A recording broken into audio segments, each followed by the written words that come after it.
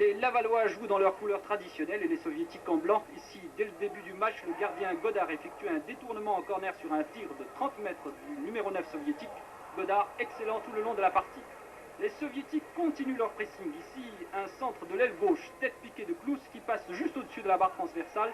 Godard était battu, mais la réussite est toujours du côté lavallois.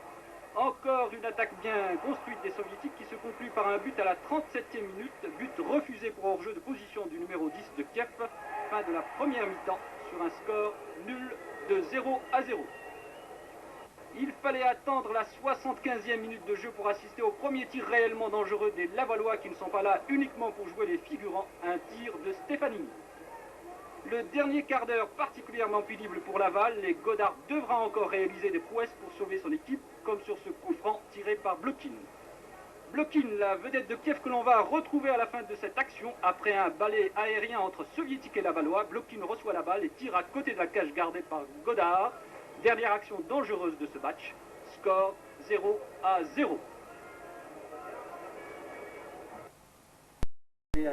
Avoir pratiqué par le Dynamo de Kiev, ils ont annoncé des ballons de jeu. Pour le jeu lui-même, on a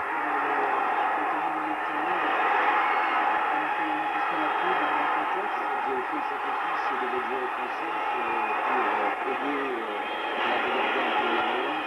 Évidemment,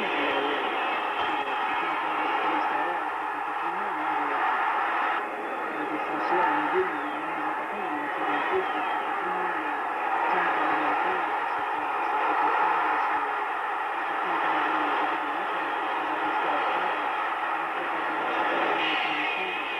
Si le résultat est obtenu, il va falloir à Marie, à Laval, faire le jeu. Comment est-ce que vous voyez ce match au retour? Je le vois difficile.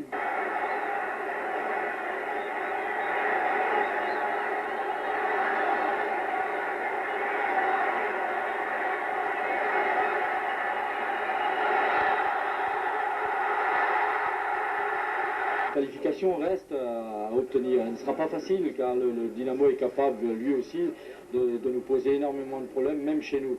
Mais en tout cas, on aborde maintenant le deuxième tour de la Coupe d'Europe avec une espérance de qualification, ce qui n'était pas le cas quand nous avons été qualifiés, que les gens nous ont vu tomber contre Kiev. Bien des esprits chagrins avaient regretté que ce soit le Stade Lavallois qui représente le football français.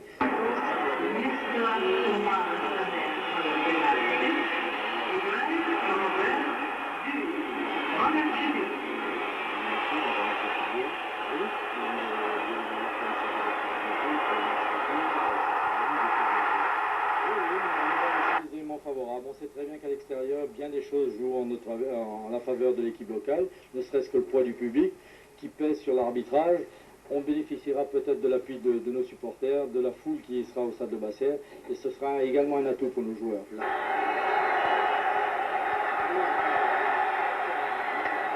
Pour vous, ça a été une soirée très très chaude, tandis que Mikhailov, lui, se refroidissait dans sa cage. Moi, j'espère que ce sera le contraire en Laval.